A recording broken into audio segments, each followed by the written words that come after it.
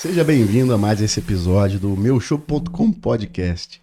Aqui é um podcast que a gente fala sobre cerveja, né? O mundo de cervejas artesanais, chopps artesanais. Então seja muito bem-vindo.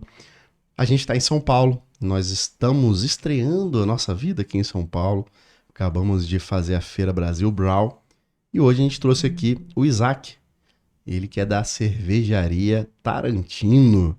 Não é isso, Isaac? É isso mesmo. Seja muito bem-vindo a esse podcast. Espero que você curta aí essa conversa. Sem dúvida, tenho certeza que eu vou. Vamos falar de cerveja. Não tem melhor. Fala comigo, como é que começou essa ideia de fazer uma cervejaria? E ainda mais aqui no Brasil. Quem não sabe, Isaac não é daqui, né? A gente já fala sobre isso. Daqui a pouco o pessoal vão sentir pelo sotaque. Mas, na verdade, o projeto nasceu, somos em 3 sócios, não? E nós 3 pensamos que era inaceitável que uma cidade do tamanho de São Paulo não tinha uma cervejaria de grande porte dentro da cidade. E a gente acredita que cerveja artesanal, cerveja fresca, tem que ficar mais perto do público consumidor possível. Quando viaja, o produto não é tão estável, então é importante essa questão de frescor. E a gente queria que o público, seria nosso público de consumidor, poderia se aproximar ao processo de fabricação, poderia entender essa parte de fabril e realmente tomar nosso chopp ao lado dos tanques. Então, o projeto nasceu com essa ideia de trazer uma cervejaria dentro da cidade. Desde as grandes fábricas do passado fecharam, Antártica e outros, não tem nenhuma fábrica, não tinha nenhuma fábrica dentro da cidade. E a gente queria aproximar o público de São Paulo e fazer São Paulo uma cidade realmente de cervejarias dentro da cidade. Legal. E desde o início lá já tinha o restaurante, o bar? Ou vocês começaram com fábrica e vieram com bar depois? A gente teve sorte no procura do imóvel, que não foi fácil. Tem limitações de zoneamento. Então, a gente está num zoneamento industrial, pelo tamanho da fábrica. Diferente que o Brewpub, por exemplo, que tem muito mais flexibilidade. E acontece que a gente achou um imóvel que tem um pátio ar livre muito grande, de mais de 1.000 metros. Então, já ficou claro que a gente construiu um centro de eventos, de música ao vivo e bar na fábrica desde o início. Da parte de alimentação, normalmente a gente trazia parceiros, food truck de diversos tipos de comida. E hoje em dia a gente trabalha com um parceiro fixo. Um pessoal chama-se carburadores que fazem um churrasco defumado. Então tem comida, mas não diria exatamente um restaurante. É mais lugar de chopp, dá para comer, mas o foco é nos shows, do música ao vivo e chopp. Legal, legal. Eu vi umas imagens, né? Eu não visitei lá, não tive oportunidade. Mas é um ambiente que vai todo tipo de gente também, né? Não é um ambiente limitado, né? Vai família, vai criança. Isso Cachorro. É muito legal. Cachorro. Até cachorro vai. Cachorro bebe uma cerveja também ou não? Não, mas estamos produzindo uma cerveja sem álcool, quem sabe? Essa vai ser a primeira prova. Essa até cachorro bebe. Exatamente. E, cara, pra quem não te conhece, né? Você é de qual país? Eu sou americano, norte-americano dos Estados Unidos. E eu sou do extremo nordeste dos Estados Unidos, que é um parte do país que foi o início da cena cervejeira nos Estados Unidos na década de 80. Então, acompanhei muito isso até no final da década de 80. Já comecei a fazer cerveja caseira. E embora não tinha uma carreira em cerveja até recentemente, sempre fazia parte da minha vida, tanto de produzir cerveja em casa, quanto de acompanhar o mercado, estudar, fazer cursos, com esse sonho de montar uma cervejaria, que depois de 20 anos pensando, se materializou. Cara, isso é muito legal, porque você acompanhou, então, o início da revolução da cerveja artesanal.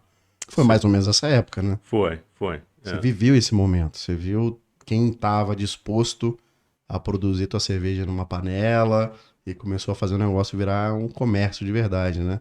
Não, E foi. depois quase uma indústria. Como é que foi viver esse momento? Acho que foi empolgante, assim, tinha muito... Eu tive a oportunidade de fazer algumas viagens de mochileira em Europa também, nessa época, e você percebe quanto que é forte a cena de cerveja, a história de tudo que isso traz, tudo que vem junto com a história de comida nos países, tudo também. E nos Estados Unidos, que não tinha, essa cultura foi meio perdido, né, depois da proibição e a cerveja ficou muito massificado, muito tudo a mesma coisa, não? Uhum. E os Estados Unidos que tinha uma cena grande, durante os anos foram quebrando todas as cervejarias ou se consolidando. Um, para ver essa renascer e acompanhar foi uma coisa bem interessante. Cada região assim focou num estilo diferente, tinha mais influência de Alemanha, Inglaterra, e daí os Estados Unidos começou a pegar seu próprio jeito de fazer cerveja, que foi o começo da revolução de lúpulo, de assim de realmente pegar lúpulo pesado e criar uma escola americana, né? Que até então não existia. Isso só, eu não captei o ano, qual o ano que você está se referindo? Assim, o início acho que foi muito da década 80, não, mas Uhum. acelerou bastante na década 90, não, mas as cervejarias que hoje são grandes referências, como o Sierra Nevada, por exemplo, é de meados, final de década 80. Então, uma cena que tem ainda bons uns mais de 30 anos.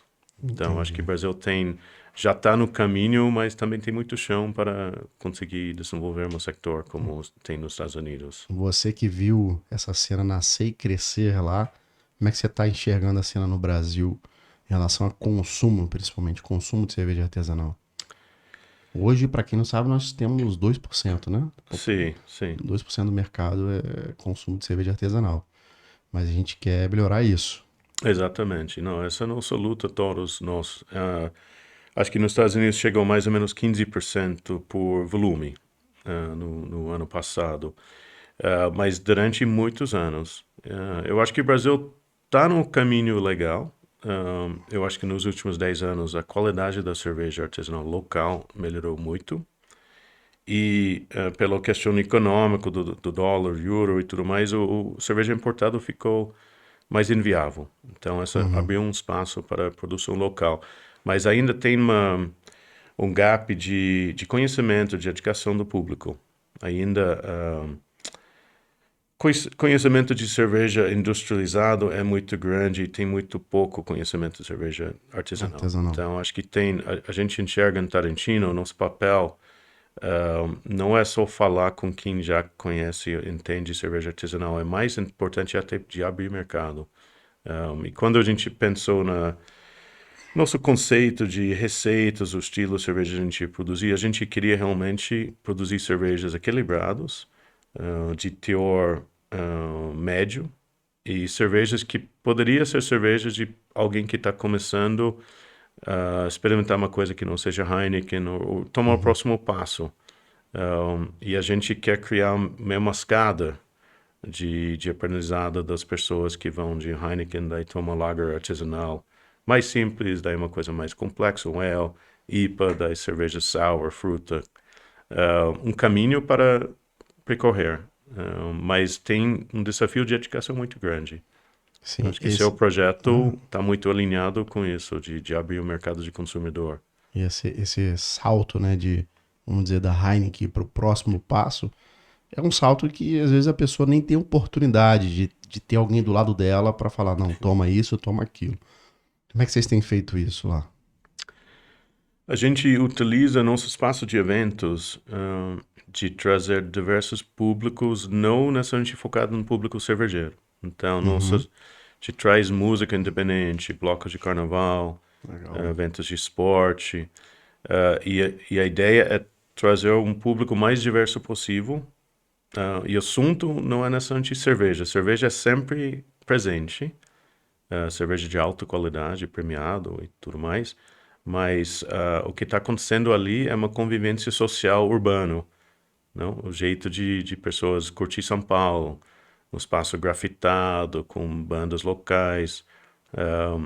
Então, assim, a gente não atrai sempre só o público cervejeiro, mas pessoas que não são e vão aprendendo.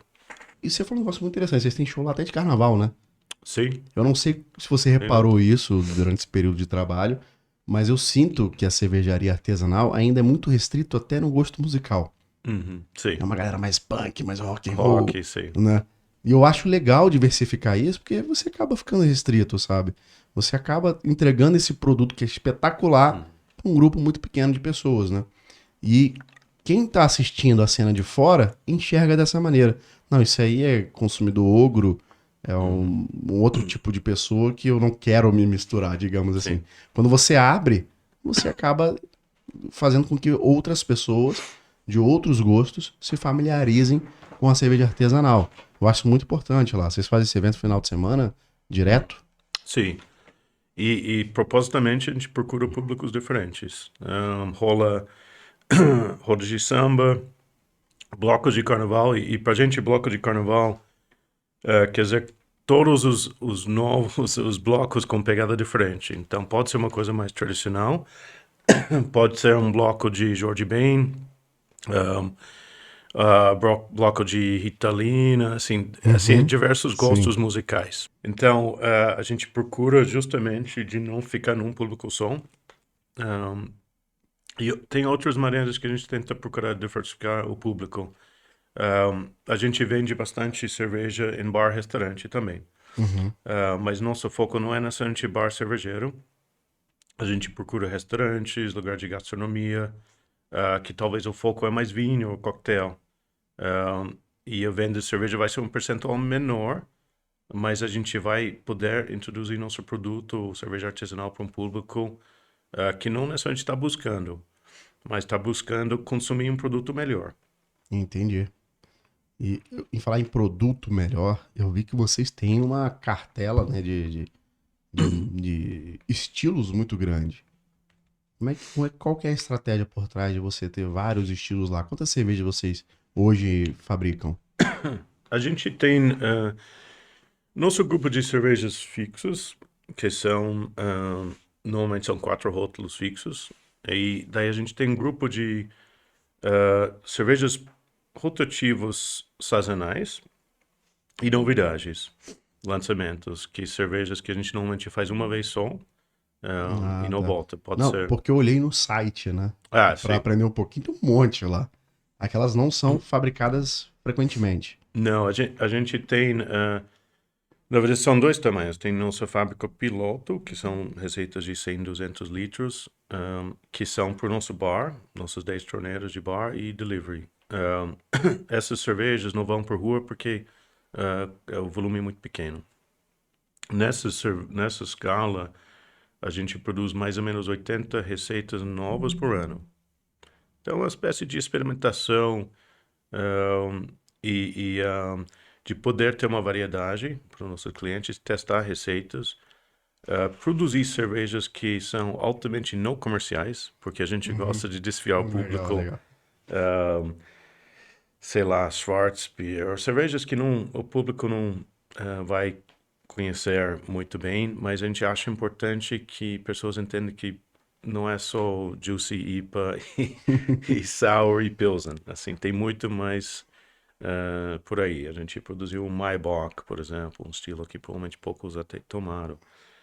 Então tem essa produção pequena e nos tanques maiores, grandes, a gente faz essas cervejas rotativas. Então normalmente tem 6 a 8 rótulos disponíveis de produção grande e toda semana uns duas cervejas diferentes que estão saindo da nossa fábrica piloto. Legal. Agora voltando um pouquinho, falando um pouquinho de você novamente. Como é que você veio parar no Brasil? Conta a tua história pra gente. Realmente. Vamos sair muito. Bom, são 20 anos de história. Eu botei a pé aqui em 2001 para morar, eu já tinha vindo. Antigamente eu trabalhava no mercado financeiro, então estava com sonho de morar fora do país. Então eu fui procurando oportunidades de conseguir ser transferido com meu próprio banco para cá, em 2001. E naquela primeira época, eu acabei ficando 5 anos. aqui, curtindo muito o país, aprendendo português e conhecendo pessoas, conhecendo minha futura esposa, né? Então, eu casei aqui no Brasil e a gente foi morar fora por quase 10 anos, em Nova York. Mas sempre, assim, com muita ligação com o Brasil. Depois eu voltei para o Brasil, uma série de idas e Idas e vindas, né? vindas, né? Durante 20 anos. E na última estadia aqui, trabalhando no mercado financeiro, surgiu esse projeto de cerveja com meus sócios. E a gente foi montando o plano, botando de pé, construção da fábrica, licenças, tudo mais. Em 2018, a gente abriu as portas. E eu estava com cabeça de sair, mas eu não tinha saído do mercado financeiro. E um pouco depois eu definitivamente fiz isso, voltei para o Brasil e nos últimos 2 anos mais ou menos eu estou integralmente focado no negócio de cerveja e estamos aqui no Brasil de vez. Então espero que vão ser muitos anos pela frente e muito É sucesso do só o nosso começo, projeto. né? Tarantino Sim. Tem quantos anos a Tarantino mesmo? Nem fez 4 anos, é muito jovem É o muito projeto. jovem, Sim, então longevidade é eterna para Tarantino. tem que ter, tem que ter. Legal. Vocês conheceram a Meu Chopp como? Ah, eu acho que um dos integrantes do time, acho que era um contato nosso no papel dele anteriormente, acho que trabalhava no indústria de malte. E a gente recebeu um contato de vocês e começou uma discussão sobre Uhum. o projeto. E a gente está acompanhando esse mercado de autosserviço. A gente até tinha na nossa fábrica torneiras de autosserviço antes da pandemia. Então a gente tinha um pouco de ideia. A gente foi conhecendo mais o projeto, ideia de pulverizar o mercado, colocar o chopp artesanal, cerveja artesanal mais perto do consumidor final, onde o consumidor estiver, Uhum. no condomínio, no shopping. E a gente achou legal porque talvez parte da distribuição que a gente não está tão focado. Então pode ter uma sinergia muito legal. Até de trabalhar juntos. Eu acho que o Legal. objetivo é o mesmo. Sim. É espalhar conhecimento do cerveja Ó, artesanal e popularizar a cerveja popularizar. artesanal, né? Tira um pouco demistificar, talvez. E a gente tem uma preocupação muito cerveja artesanal ser um caminho de elitizado, como o vinho foi um Uhum. pouco. A gente não quer isso. Assim, infelizmente, o preço de cerveja artesanal é um fator, um desafio muito grande, não? Que é um Sim. problema estrutural do mercado. Mas a gente não quer que a educação de cervejeira seja uma coisa que deixa as pessoas intimidadas. Não deveria ser assim, Sim. né? E aqui no Brasil especificamente, acabou tendo essa percepção do público que cerveja artesanal é mais cara e não é só mais cara, é muito mais cara, é É. difícil de tomar, né? É um gosto muito diferente. Isso não é verdade, né? Sim. Isso aconteceu porque, como você já contou no começo, as cervejas artesanais que chegaram aqui, nem artesanais, cervejas especiais que chegaram, eram de fora. A gente tinha um problema do dólar, né? Ainda tem esse problema. Então a cerveja acabava ficando muito cara. Primeira cerveja que eu tomei foi uma Guinness, uma cerveja especial. Uhum. Aquela preta que vinha uma Sim. bolinha de nitrogênio dentro, sabe? Delicioso. Delicioso. Sensacional, Guinness. Eu fiquei encantado. Um latão grande, preto, Guinness. Só que era muito caro. Então, Sim. eu mesmo tinha essa percepção. Pô, não posso ficar tomando cerveja artesanal todo dia porque é muito caro. E hoje em dia a gente sabe que não é assim. Melhorou muito, né? Hoje, por ter fábricas aqui, a gente consegue entregar um produto fresco e até melhor do que muitas importadas ali na porta do consumidor.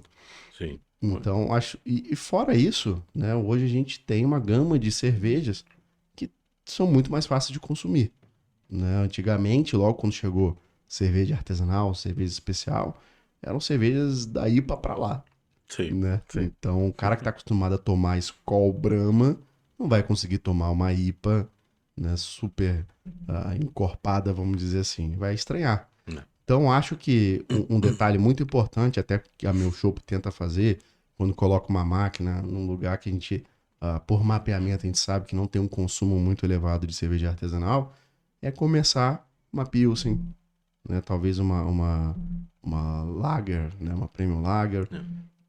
pro cara que tá entrando nesse meio não se assustar, né? Vocês pensam nisso também? Nessa escadinha, vamos dizer assim, do consumo? Não, certamente. E eu acho que já tem muito cerveja artesanal no mercado disponível que é longe de assustar o paladar do público que não está acostumado. Ah, É uma questão de quebrar um pouco, assim, algumas barreiras de pessoas pensar que a cerveja artesanal vai ser isso, vai ser assim, assado. A gente já tem vários rótulos que são muito acessíveis. Tem uma lager que é se chama uma lager de entrada, não? De artesanal de entrada, que é a nossa Zen Lager. E a gente produz um German Pils que é fiel uma Pilsen na Alemanha, ou seja, é mais amarga, muita presença de Legal. lúpulo. Essa já é uma segunda escada. A gente tem uma IPA que é super equilibrado e tem um amargor médio. E muito aromático, mas amargor médio. Então, uma cerveja muito acessível também. Eu acho que IPA já cavou um espaço, até com pessoas que não são tanto do Verdade. mercado, assim, virou um mito, de certa Sim. forma, IPA. Um, então, eu acho que, assim, não tem tanta barreira do produto em si. Acho que custo é um É problema um sério, problema. que é, como eu falei, é estrutural. Essa vem de estrutura tributária, o fato que a maior parte dos insumos são importados. A cerveja das artesanais em geral não tem escala, Uhum. não? E a gente enxerga que até os grandes estão conseguindo ter resultado financeiro em base de eficiência tributária e não simplesmente venda cerveja. Uhum. Teve uma Sim, matéria recente sobre a Ambev, sim. justamente sobre esse assunto. Então, acho que essa que é uma coisa que eu enxergo nos Estados Unidos. A diferença entre uma cerveja comum e uma cerveja artesanal de alta qualidade é muito menor que aqui. Assim, um múltiplo, Ah, vamos é? dizer. Sim. E a poder aquisitivo maior também. Uhum. Então, nossa IPA aqui, se você fosse traduzir por dólar, custaria a mesma coisa lá. Só que o cara lá tem um poder aquisitivo bem maior. Não, então, relativamente, cerveja artesanal, assim, come muito mais do bolso do público. E hoje, no momento que a economia não está crescendo tanto, pessoas estão apertadas, tem inflação em geral, acho que questão de acesso assim, no preço do cerveja artesanal, um ponto muito Uhum. forte, muito Sim. grande. A gente tem um projeto, né? Eu não sei se vai ao ar isso, né? Mas a gente tem um projeto para auxiliar, né? Nesse custo operacional das cervejarias, né? A gente vê que é uma dor muito grande, o que atrapalha um pouco, né, nesse custo é você ter que fazer um estoque, ou você não ter estoque e acabar tendo que comprar muito mais caro do que você compraria normalmente. A gente tem problema de fornecimento de barril, né, no Uhum. mercado, Sim, falta. Então a gente tem um projeto de começar de alguma forma a auxiliar nisso também, né, pegar vamos dizer assim, uma parte do investimento que a gente tem recebido para fazer uma troca. Por sim. exemplo, a gente tem um Uhum. insumo, te dá um insumo, você paga a gente em chopp. Então todo mundo se ajuda e a gente populariza o mercado, né? Então eu acho que isso ajudaria bastante nesse custo. Mas mais do que isso, é o que você falou, a escala. Quanto mais gente consumir, mais você tem Sim. a possibilidade de ganhar na quantidade. Então eu acho que popularizar o consumo da cerveja artesanal é um ponto principal para todo mundo ganhar, né? Deixa eu só dar uma olhadinha aqui. Assim, muito importante que eu passei direto, cara. Passei direto, você não pode passar. Esse nome Tarantino é espetacular. Sim. Foi da onde que veio a inspiração? Foi do Não é do Quentin? Quinto, não. Não, Essa é a primeira pergunta de muitos, não. droga. Não, eu tenho dois sócios, Aham. um Gilberto, o Giba Tarantino, e Luciano Consentino. Ah, E o Giba tem uma história no mercado de cerveja bem grande aqui no Brasil. Ele foi um pioneiro de montar importação de rótulos de cerveja artesanal dos Estados Unidos e Europa no final acho que lá pelo 2008. Trouxe vários rótulos icônicos e começou a abrir esse mercado de IPAs para paladar do brasileiro. Tinha mais história de IPA de Inglaterra, nem tanto dos americanos. Não, mais lupulados, mais aromáticos. Então ele já tinha um certo nome, a marca até no mercado tarentino, associado ao mercado de cerveja artesanal, e ele tinha produzido alguns rótulos de cerveja feito em base cigano. E quando a gente se juntou para construir a fábrica, o nome já tinha um peso legal, um nome legal de falar, um nome forte, então a gente assumiu isso como nossa marca. O nome é muito bom, É bom, é. mas Bom, eu pensei que é do Quentin. Bom, se tiver algum benefício disso, bom Já, também. eu já Mas... pensava no filme aqui. Como é que era o nome daquele filme? Aquele primeiro que fez muito sucesso? Puppet. Do Pulp Fiction. É, exato. Sim. Espetacular aquele filme. Mudou o mercado do Muito, cinema, né? muito. A gente até, antes da pandemia, a gente fez um evento com nossa cerveja na abertura num filme dele. Ah, é? Pô, Exato, lá no Paulista, sensacional. acho. Yeah. Então, ainda tem as oportunidades das brincadeiras. Tem que fazer. Eu, Sim. se fosse eu ia usar muito isso. Já, É, lógico. já não deve ter mais o direito autoral, né? Já tem mais de 20 anos de filme, pô. É nome também, não? Acho que você não pode se registrar um Não, nome da família, né? exato, Então, exato. Não, falo em relação a usar as imagens, né? sim, Pra putz, essa eu não... Instagram. entendi, Nossa, essa eu não sei, eu ia usar só isso. É. É. Você falou aí das escolas, né? Escola americana, escola Sim. inglesa. Quais são as principais escolas que são fabricadas no Brasil? Eu acho que Estudadas, melhor dizendo, né? estudados, eu acho que hoje em dia eu diria que o dominante é a escola americana, até pelo o foco em IPAs, lupulados e tudo mais. Mas certamente tem um interesse e produção de cerveja de alta qualidade de todas as escolas, seja escola alemã, belga talvez um pouco menos, até pela complexidade principalmente da produção de cerveja envelhecida no barril e tudo mais. E escola inglesa tem também, mas eu diria que é menos presente, realmente. Escola alemã, escola americana, provavelmente mais dominante no Brasil. E no paladar também do brasileiro, eu acho que tem mais a ver. Acho que vai ter um tempo até para... assim, até os sours, kettle sours, né? Sour Uhum. rápido, caíram bem no gosto do brasileiro. Como é que é essa cerveja? São cervejas. Tem várias maneiras de fazer cerveja azeda, não? Mas tem uma maneira mais rápida.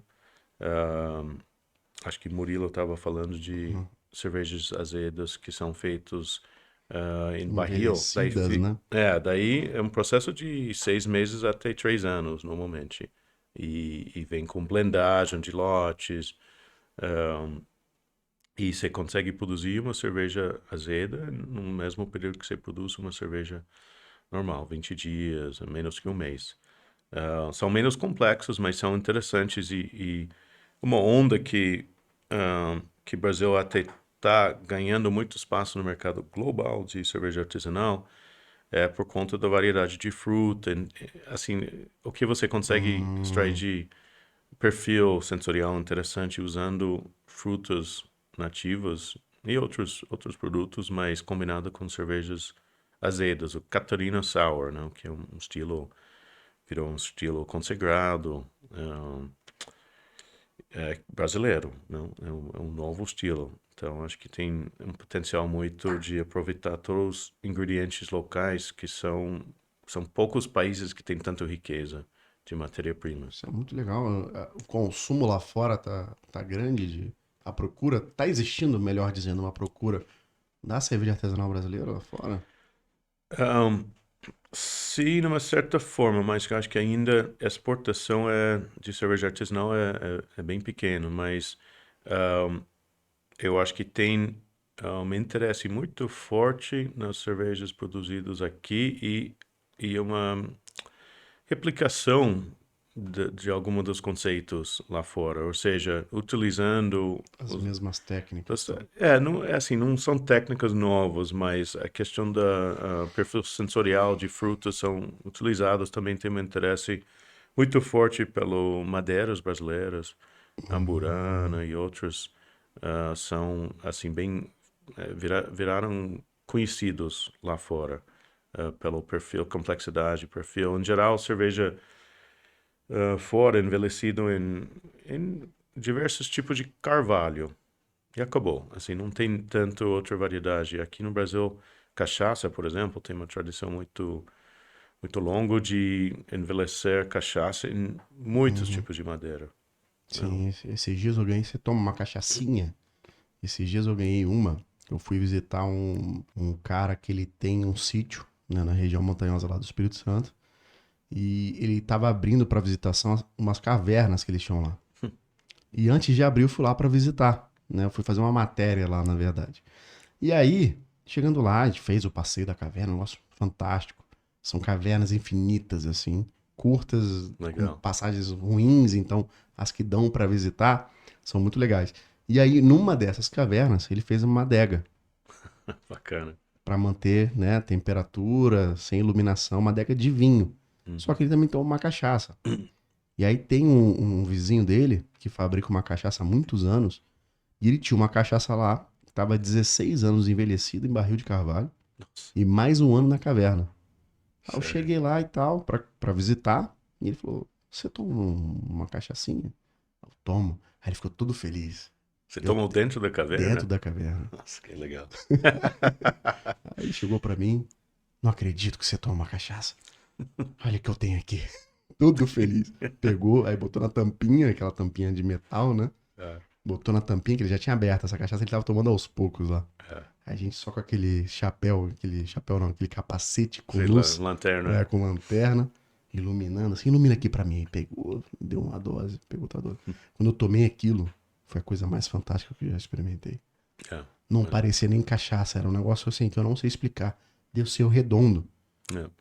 Eu falei, cara, você não tem dela pra vender, não? Vou fazer melhor, vou te dar uma garrafa. O cara me deu uma garrafa. Tem Levei pra aqui? casa. Não, eu tomei a cachaça em uma semana, não aguentei. É muito bom. É, Sensacional. tem esse grande potencial que está sendo explorado. Né? Sim, até cachaça aqui no Brasil dá pra explorar muito mais, né? Dá.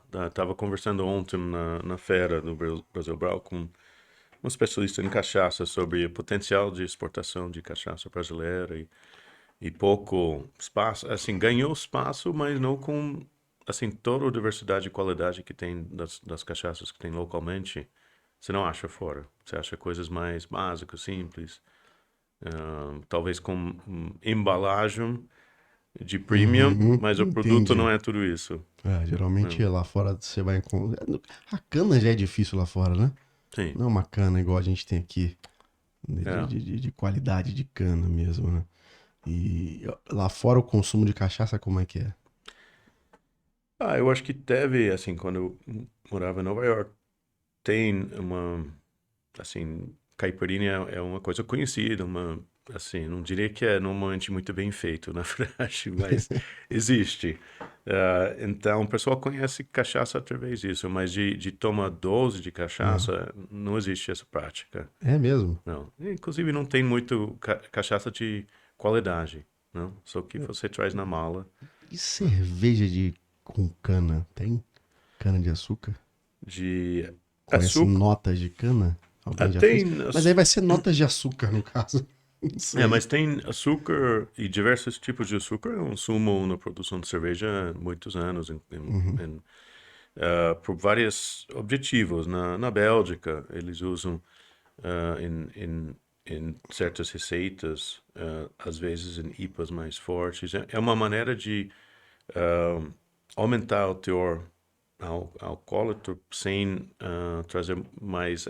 É algo que fermenta completamente. Então você não traz mais corpo, não deixa a bebida doce demais, mas você consegue, principalmente uma Imperial IPA, uma coisa que você vai atingir 9, 10%, é comum de usar um pouco de açúcar e pode ser desde um açúcar refinado, simplesmente para teor, até um açúcar menos refinado que pode deixar alguma personalidade na cerveja. Uhum. Então, já Legal. existe essa Uma prática. rapadura, por Rapadura, por exemplo, né? exemplo, sim, Deve ser, certamente. ainda não tomei não, deve ser É. deliciosa. Não, tá. Eu particularmente não gosto de cerveja muito doce não, mas com um saborzinho da rapadura, que é um sabor mais maltado, não sei como é que eu poderia dizer. Muito da Deve ser dulçor vai ser gostoso. fermentado, mas vai ficar um pouco de Uma nota bem mais longe, característica, né? assim. É. Bom, vocês têm... Desculpa, errei aqui. Você estava falando sobre a possibilidade, né, de existir possíveis fabricantes ou donos de marca querendo fabricar uma cerveja artesanal e exportar, né? No caso deles, importar para lá. Eu vim no mercado que é de cosmético, né? No cosmético é muito comum, as pessoas não têm mais fábrica. Ninguém quer mais ter fábrica. Fábrica é muita dor de cabeça, não é verdade? Sim. Então todo mundo está terceirizando. E hoje na cerveja, a gente está tendo esse movimento que são as cervejarias ciganas. Como é que está esse movimento na cervejaria cigana? E como é que você vê essa possibilidade de começar a vender para fora? Para donos de marca querendo levar, sei lá, para Polônia, para Portugal, uma cerveja brasileira fabricada pela Tarantino. Eu acho. Já existe, tem Uhum. algumas cervejarias no mercado exportando cerveja. Eu acredito que seja uma coisa mais pontual no sentido.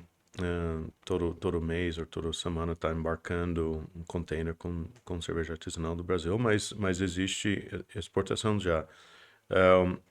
O que eu acho é que é algo que a gente discute, mas não é o nosso foco nesse momento. A gente quer expandir em São Paulo, capital, que é maior que Portugal. Só a cidade, mercado de São Paulo, eu acho que a gente consegue muito longe, mas o que eu acho seria interessante são cervejas que realmente traz algo único, um insumo, uma característica sensorial que você consegue produzir aqui no Brasil, ou seja, com madeiras brasileiras, com frutas daqui, de preferência frutas que não são os mais comuns, mas frutas até mais raras. Tipo o quê? Talvez ervas, especiarias. Semana que vem a gente vai conversar com uma empresa de alimentos de Amazônia. Então, focando em valorizar alimentos, pode ser especiarias ou ervas que vêm da Amazônia. Legal. E o projeto discutir um piloto de uma receita que vem com algum tipo de insumo que não é comum de uso. Sabe uma folha muito interessante? Não sei se você já comeu jambu. Tem Jambu, no sim, Pará muito, na sim. Amazônia deve ter também. É. A gente já Dá uma fez cerveja dormência. com jambu. É? Dá Sim, aquela dormência sim. na boca? Sim, um pouquinho, leve. A gente fez recentemente cerveja com cumaru também, que é Cumaru. cumaru, né? Eu Cumaru. acho que é isso, não sei. Cumaru. Que é também bem interessante. Mas a gente está procurando alguma coisa menos conhecida até. Vamos ver o que a gente Tô acha. pensando aqui, hein? Já acharam alguma coisa, não? Semana que vem eu espero achar. Mas eu acho que tem muito desse potencial, mas para exportar uma American IPA do Brasil para a Europa, eu não vejo muito sentido. Uhum, Entendeu?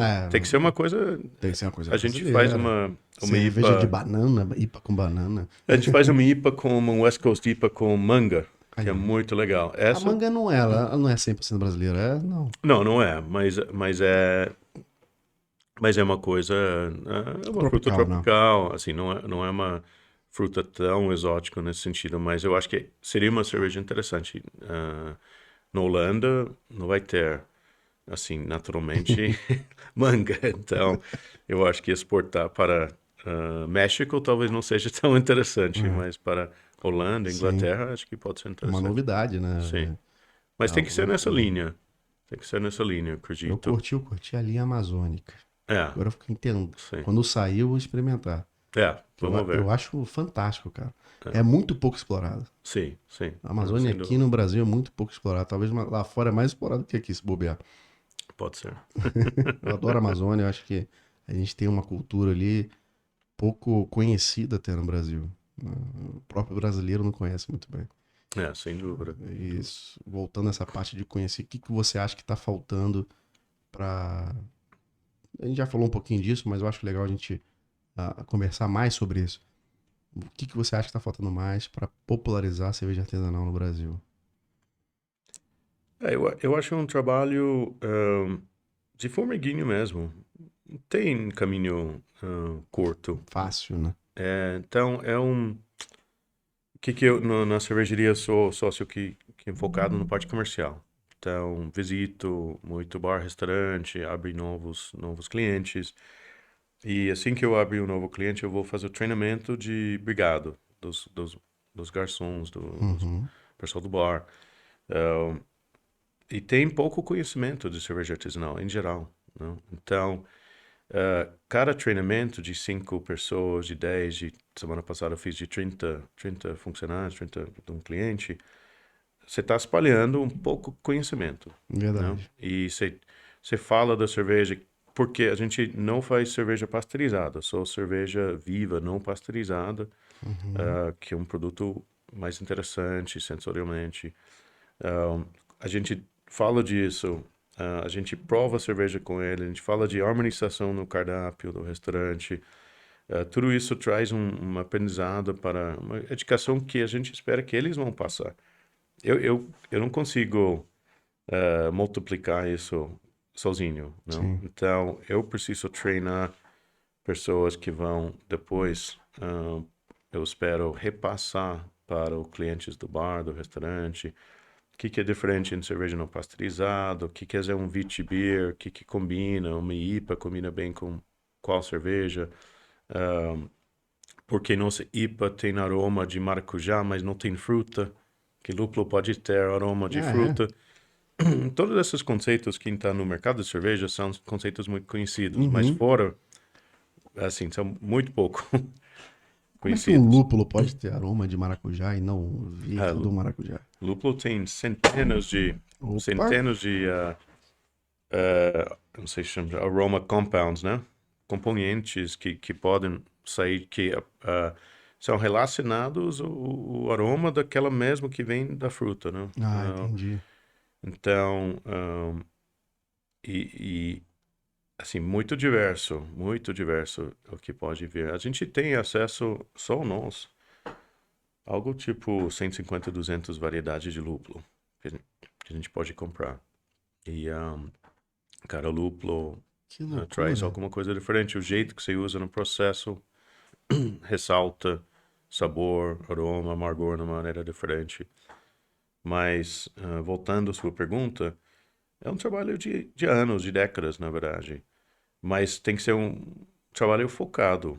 Não? Uhum. A gente tem que entender que nosso papel é educação, de trazer pessoas por dentro, de ter a experiência de provar um produto feito localmente, que é muito fresco, feito com ingredientes de alta qualidade, e sentir que é uma coisa diferente, realmente.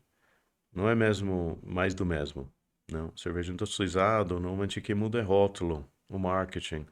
O líquido não muda muito, Uhum. né?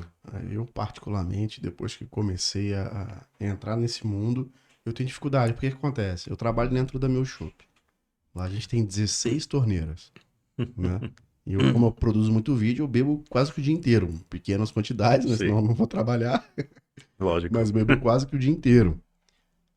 E além disso, antes de estar na meu shop, eu já tinha um estúdio, né? De produção de conteúdo dentro da meu shop, que era uma sala que eles tinham. E com isso eu tô bebendo cerveja artesanal há mais de um ano. Não Quando eu volta paro mais. num bar e só tem a cerveja comercial normal, eu fico em desespero, eu não consigo tomar. Eu peço caipirinha que eu faço. Boa. Vou passar a fazer isso. Não dá, não dá. Não dá. Não, e você enxerga, eu vejo isso acontecendo. Mesmo pessoas que não são do mundo de cerveja, uma vez que pega a prática de consumir um produto melhor, tem dificuldade de voltar. Assim, pode ser, até, pessoas vão ter cerveja de combate na Uhum. geladeira, até porque ninguém consegue, Sim. assim, bancar uma geladeira lotada de cerveja artesanal. Mas o gosto já mudou e não volta. Não, mas isso aconteceu na história recente, né? De forma de larga escala. Heineken, por exemplo, é uma cerveja que a gente tem comercial, talvez a melhor comercial que a gente tenha, ou talvez seja só o marketing, não sei. Mas é difícil, a pessoa quando acostuma com Heineken querer voltar para outra, ele volta por conta de preço. Pode Mas ser. de gosto mesmo, preferem a Heineken, Tá né? bom. E na verdade, os grandes, Heineken inclusive, dificultam nossa vida bastante, fechando contratos de exclusividade em bares e tal, mas talvez a gente tenha que agradecer a Heineken um pouco de trazer Sim. o paladar de um pouco mais de amargor, que não era comum. Sim. Não? Todos os lagers antes eram bem mais adocicados. Então, uma Heineken, um Beck são cervejas de fato um pouco mais amargas e ajuda a abrir Sim. apetite para uma cerveja artesanal, uma IPA, uma lager mais amarga. Então, talvez de alguma maneira estão ajudando nosso Sim, é. caminho. Mas já foi feito o trabalho, já não precisa mais não. Exatamente. Já pode parar. Já pode ir embora. É isso. E é legal também, como é que você vê essa estrutura? Não sei se eu já te fiz essa pergunta, porque eu já gravei outro podcast hoje. Como é que você vê essa possibilidade de aumentar pontos de venda através das válvulas da Meu Chopp, onde você pode colocar uma máquina de chopp em qualquer esquina, né? Num bar, num restaurante, num posto de gasolina, num condomínio, numa piscina de clube, no society, enfim. Até na Não, praia, cabe. não, acho muito legal. E como eu falei, acho que é muito complementar com a nossa estratégia comercial. Uhum. Né? O que é importante é chegar no pessoa física, do consumidor final e poder prover uma experiência muito boa. E quando você vende cerveja artesanal através de supermercado, por exemplo, que é um canal de chegar na pessoa física, primeiro, você já perdeu a ligação, você não sabe quem está comprando o seu produto, Verdade. e seu produto normalmente é muito maltratado, né? Dentro do supermercado, gôndola, não tem geladeira, geladeira só entra cervejarias grandes. Uhum. Então, seu produto não está no auge da qualidade, né? Do tratamento do produto. A gente consegue colocar nosso produto no consumidor final em nosso próprio bar e eventos, nosso delivery, mas tirando isso, assim, são intermediários, a gente não sempre controla a qualidade do produto, como está sendo tratado. Eu acho que tendo uma infraestrutura de chegar mais perto do público, com chopp de qualidade, acho que é uma coisa muito importante, interessante de levar para condomínios, levar para clubes, praia, lugar que normalmente não tem acesso. É Então, verdade. eu enxergo isso de uma maneira super positiva. É Não, de legal. novo, educação. A gente tem que levar o produto. Eu não lembro de ter alguém experimentar nossa cerveja e falar, não é para mim. Pode falar, putz, é caro para mim. Uhum. Eu gosto mais desse estilo que aquela, Kelly, mas de falar, não, eu não gostei dessa cerveja, não achei boa, não era meu paladar difícil. É difícil acontecer, não? Só precisa É chegar mesmo, acesso, né? Acesso. acesso, sim. Acesso. A gente tá até agora com. Talvez nem vá ao ar também, porque não vai dar tempo. Mas lá na feira já tem, já, né? Você Sim, chegou aí? eu fui ontem, Então você viu a biometria lá? e hoje tá com o nosso shopping. Ah, hoje é de O nosso, vocês. nosso Zen Lager Bem lembrado, a tá gente. no equipamento de vocês hoje. A gente entregou barris hoje. Sim, é isso. Eu não Sensacional. vou poder hoje. Você Eu vai vou, mais saindo tarde? daqui, lógico. É. Tem que tomar uma Daí tá Tarantino. tomando um Tarantino lá, é isso aí. A 1 centavo, a gente tá vendendo a 1 centavo. Exatamente, um bom preço. Mas você vai estragar o mercado nesse preço, né? Não, só 6 meses fazendo isso. Ninguém vai. Exatamente. Exatamente. 6 meses mata todo mundo. Sim. Não, não, só pra galera conhecer o sistema. O que você Não. achou lá da feira? Tá legal, tá legal. Eu acho que tem mais cheio hoje, o pessoal Uhum. falaram. Mas é bom de ver esse mundo de mercado de cerveja voltar de novo. A gente tá começando os eventos de novo, não? A gente Uhum. fez em abril, tem um festival de cervejarias que a gente promove. E este ano foi a terceira vez, a gente perdeu 2 anos, na né? pandemia. Mas a gente convida todas as cervejarias dentro da cidade de São Paulo. E do primeiro ano, acho que tinha 9 cervejarias. Uhum.